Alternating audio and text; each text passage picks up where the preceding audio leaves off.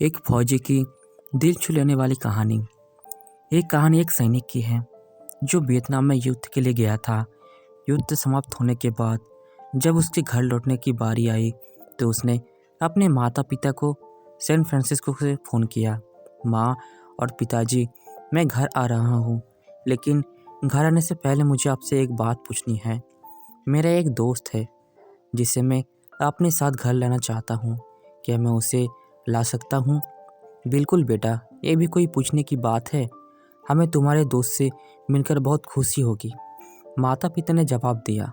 लेकिन पहले एक बात आप लोग जान लें, सैनिक बोलता गया, युद्ध में वो बहुत बुरी तरह घायल हो गया है। उसने एक बारूदी सुरंग पर पैर रख दिया था और उसमें उसने अपना एक हाथ और एक पैर गंवा दिया है। उसके पास कोई जगह नहीं है जहाँ वो जा सके, इसलिए मैं उसे अपने साथ रहने के लिए लाना चाहता हूँ। उसकी ये बात सुनकर उसकी माँ बोली, बेटा, तुम्हारे दोस्त के बारे में जानकर हमें बहुत दुख हुआ। हो सकता है हमें उसके रहने के लिए कोई जगह तलाश कर सके। नहीं माँ, मैं चाहता हूँ कि वो हमारे साथ ही रहे। लेकिन बेटा, अब पिता ने कहा, तुम समझ नहीं रहे हो कि तुम क्या चाह रहे हो। इस तरह का अपाहिज व्यक्ति हमारे लिए कितना बड़ा बोझ होगा। हमारी अपनी ज़िंदगी है जीने के लिए और हम नहीं चाहते कि इस तरह की कोई भी परिस्थिति हमारी ज़िंदगी में दखल दे।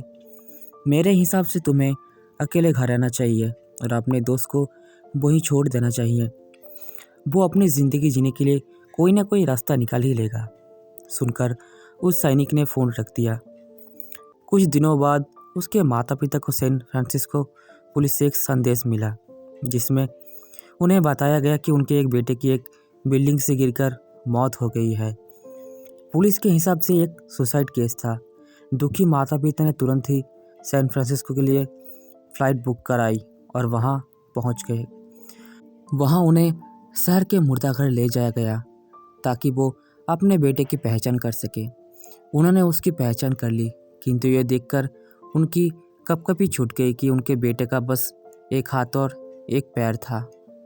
तो दोस्तों, अगर ये कहानी आपको अच्छी लगी है तो कमेंट्स में ज़रूर बताएं और चैनल पर पहली बार है तो सब्सक्राइब ज़रूर करें।